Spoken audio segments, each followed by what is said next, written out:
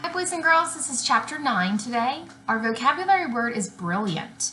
Brilliant is an adjective that means very, very smart. The trio has to be brilliant to get out of this mess. Brilliant means very, very smart. Before we start this chapter, I want to let you know that there's going to be a lot of action. So the first time that we read through, look for all the different actions. Page 50, chapter 9. We're going to start with the chanting again. Remember, we left off chapter 8 with one voice calling, the crowd of ugly voices answering. So here they come. We are monsters like no other. We are monsters like no other. We will stomp you and your mother. We will stomp you and your mother. Sound off, monsters. Say it again, monsters. Bring it on down. Monsters, monsters, monsters. We rule. Typhon and his monster pals filled half the throne room. Fred, Sam, and I, and all the gods and goddesses gathered together by the thrones in the other half. Typhon himself was the weirdest, scariest thing I've ever seen. In the play, Brian dressed up as Typhon by pinning a lot of extra paper plate heads on his costume. But the real thing was unbelievable. 100 heads on thick, snaking necks sprouted out of Typhon's shoulders. Heads shaped like dragons, bulls, tigers, lions, and unnameable things roared and hissed and screamed and yowled. Sam's eyes bugged out, and he fell back on Hera's throne. He looked so white I thought he had fainted. Behind Typhon, the guy named Giron, with 3 bodies and 1 head, held our old friend Three-Headed Cerberus on a leash. Huge birds with razor-sharp claws and women's heads swooped through the air. A pack of the real giant one-eyed Cyclops guys crowded a group of scaly-skinned women with snakes for hair. The half-man, half-bull Minotaur led a goat and lion-headed beast with a giant snake head tail. Mount Olympus smoked red and black with poisonous heat and noise. I see it, but I don't believe it, breathed Fred.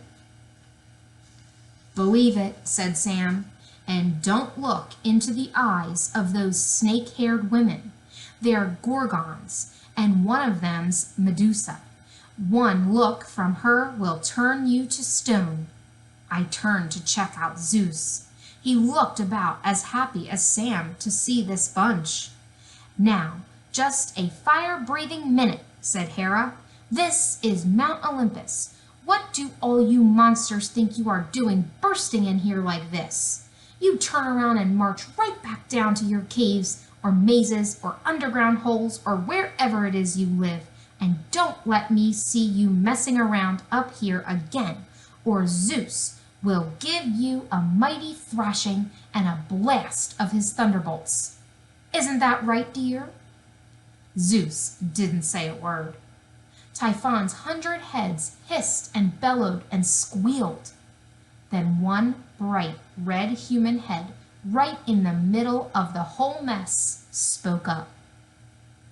Thank you for that warm welcome, Hera, but we plan to stay. In fact, we monsters are taking over Mount Olympus. The flying woman-headed harpies screeched and laughed, dive-bombing our heads. Kind of something like a seagull would do when they dive down for a french fry at the beach.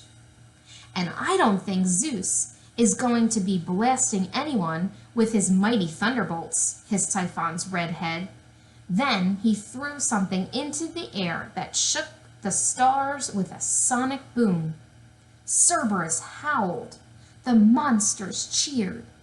Typhon has Zeus's thunderbolts, said Athena. Brilliant observation, goddess of wisdom, said Aphrodite. Clean out your thrones and hit the road, said Typhon. Monsters rule. In your dreams, 100-head, said Ares. I'm the god of war, and I'll fight you for it. The gang of Cyclopses chanted together. Lean to the left, lean to the right.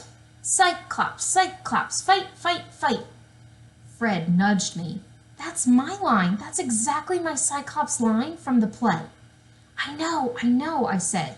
The only problem is, it's not Brian and David and Charlie's we're facing. It's the real Typhon, the real Cyclopses, and the real Thunderbolts. Artemis notched an arrow in her bow and drew it back. Poseidon raised his barbed trident. The three-headed, fire-breathing Chimera hissed with its snake head, bleated with its goat head, and roared with its lion head, all at once. Ares waved his spear. The Cyclopses picked up giant rocks. Both sides stood steady to charge. Sam held his lyre over his head. Someone could get hurt. Zeus turned suddenly and grabbed Fred's thunderbolt. Well, you didn't get all the thunderbolts, smart guy. Die, Typhon, die! And Zeus hurled the thunderbolt with all his might. It flew like a shot and nailed Typhon right in the middle of his red human head. Monsters, gods, and goddesses froze. Fred's aluminum foil-covered thunderbolt bounced off Typhoon's forehead and fell harmlessly to the ground. Typhon looked down at the prop thunderbolt with a now broken tip. He looked up and smiled a very evil smile. Someone is definitely going to get hurt, said Sam. So that chapter is full of action. It would be a good idea to either reread or listen to this again to get all of that action, everything that was happening all at once. So the monsters have now come up to Mount Olympus, and everyone on Mount Olympus is trying to get them to go away. Your question for today's chapter is, there's actually two different pages. So the first page is fun. Page 133. So you're definitely going to have to reread so that you can get the ideas of what you think it would look like. It says go back to page 51 and review the information about Typhon. Draw a picture of what you think he looks like. Okay, so if I turn back in my book to page 51, at the top of the page right away, it says he is the weirdest, scariest thing I've ever seen. And they tell you how he dressed up in the play by using different paper plates to represent the different heads. But then in that same paragraph, it says 100 heads on thick, snaking necks sprouted out of his shoulders. Heads shaped like dragons, so I should say a dragon head.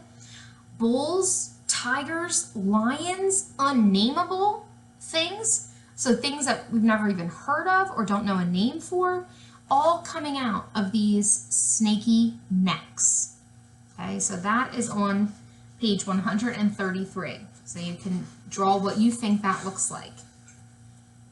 Then on page 134 will be to update anything you've learned about Greek mythology. So I know one thing I've learned more about in this chapter is how the monsters are against the gods and goddesses up on Mount Olympus. So they don't want to cross.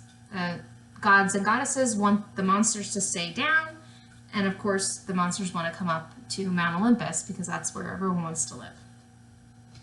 All right, good luck, and I'll be excited to see some of your drawings on page 51, and we'll see you back for chapter 10.